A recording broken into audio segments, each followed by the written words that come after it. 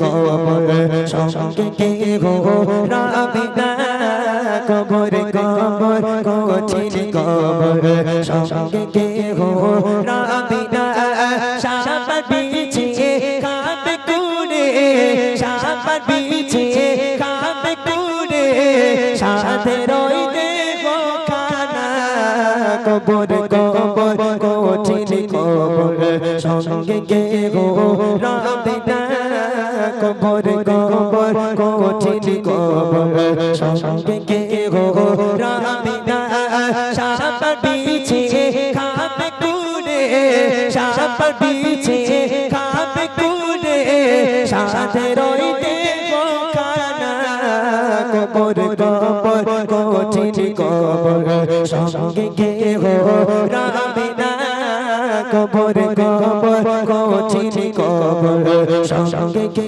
গো রাবে না। মসজিদে আলাদা হয়ে গেল, মুয়াজ্জিন হাঁকলো, অমুকের মা ইন্তেকাল করেছে, অমুকের বাপ ইন্তেকাল করেছে। একটা বার স্মরণ করেন, মৃত্যুর কিন্তু কোনো গ্যারেন্টি নেই। আজ আমি এখানে গজল বলছি, আজকে আমার ড্রাইভারটা আসেনি, আমি গাড়ি চালিয়ে নিয়ে এসেছি। ভালো করে বুঝবেন, এখান থেকে বাড়ি পর্যন্ত যাবো তার কোনো গ্যারেন্টি আছে? রাস্তায় আমার মৃত্যু হয়ে যেতে পারে। ভালো করে বুঝবেন আমার কথা। আজকের গজল শুনছেন, কালকের ওয়াজ শুনবেন, তার কোনো গ্যারেন্টি নেই। রাত্রে আপনার মৃত্যু হয়ে যেতে পারে। একবার যদি মৃত্যু হয়ে যায়, আপনার নাম এলান হবে, আপনার খাটিয়া ধরে সবাই কবরস্থানে যাবে, বিসমিল্লাহি ওয়া আলা মিল্লাতি রাসূলিল্লাহ বলে আপনাকে কবরে শোয়ানো হবে, বাঁশগুলো চাপা দেওয়া হবে, চাটাই দেওয়া হবে, তারপর মাটিগুলো দেওয়া হবে। আস্তে আস্তে আলোকময় কবরটা পুরো অন্ধকার হয়ে যাবে, সবাই চলে যাবে, কেউ আপনার সঙ্গে থাকবে না। কবি ছন্দের মাধ্যমে লিখছে, দেখেন, মসজিদে এলান হবে জোহরেতে জানাজা, জোহরেতে জানাজা, সারা জীবন আয়েশে আরামে করেছো নামাজ কাজা, করেছো নামাজ কাজা, কি যে উপায় হবে তোমার, কি যে উপায় হবে তোমার, তওবা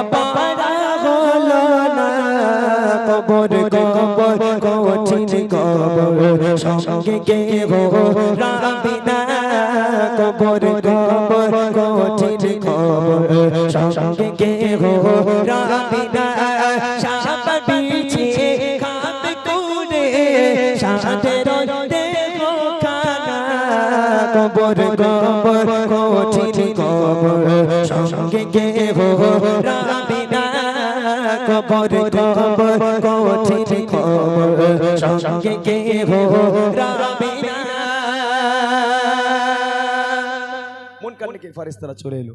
এই সিরাজুল ভাই বলছিল দুটো এক্সট্রা আসবে, তাই তো? কবরে দুটো এক্সট্রা আসবে তো, আমল হিসাবে আসবে, আমল হিসাবে। যদি আপনার আমল ভালো থাকে তাহলে ফেরেশতাদের আল্লাহ পাক পাঠাবে না। আর যদি আপনার আমলে ঘাটতি থাকে, ওই বলতে না বলে এই আব্বা, এই আব্বা, ফেরেশতার চোখ তো ভুল হয়ে যাবে। সিরাজুল ভাই ওই কথাটাই তুলেছিল, বেশ ভালো লাগছিল।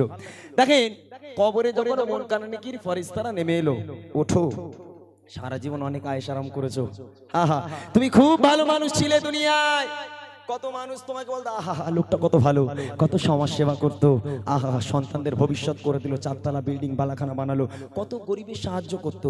তা গরিবের সাহায্য করেছে, তোমার সাহায্য এখন কে করবে? হ্যাঁ, গরিবের সাহায্য করতে গেলে জীবনে তুমি মসজিদ মুখো হলে না, জীবনে মসজিদে গেলে না, নামাজ পড়লে না, রোজা রাখলে না, এবার ওঠো, বলো তোমার রব কে, তোমার ধর্ম কি, তোমার নবীকে বলো।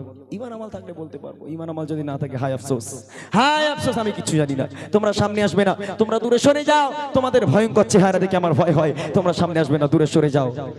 কথাই বলে মুনকারনাকির ফেরেশতাদের এই সহজ 3টে প্রশ্ন, এই সহজ 3টে প্রশ্ন আর মুনকারনাকির ফেরেশতাদের চেহারা দেখে মরা গায়ের লোম পর্যন্ত খাড়া হয়ে যাবে। এত কঠিন হবে সেই ফেরেশতাদের চেহারা এবং কবরের 3টি কঠিন প্রশ্ন।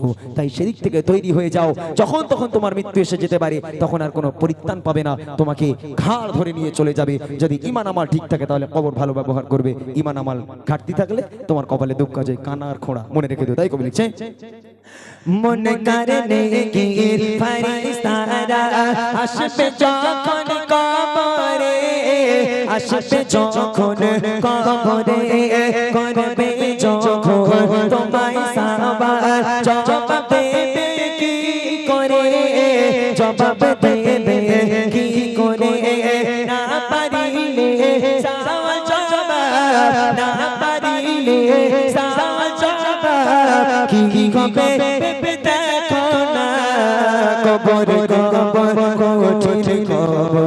সঙ্গে কে হো রাবে না কবর কবর কঠিন কবর সঙ্গে কে হো রাবে না সাপা বিছে খাবে কুড়ে সাথে রয় কবর কবর কঠিন কবর সঙ্গে কে হো রাবে না কবর কবর কঠিন কবর সঙ্গে কে হো রাবে না কবর কবর কঠিন কবর সঙ্গে কে হো রাবে না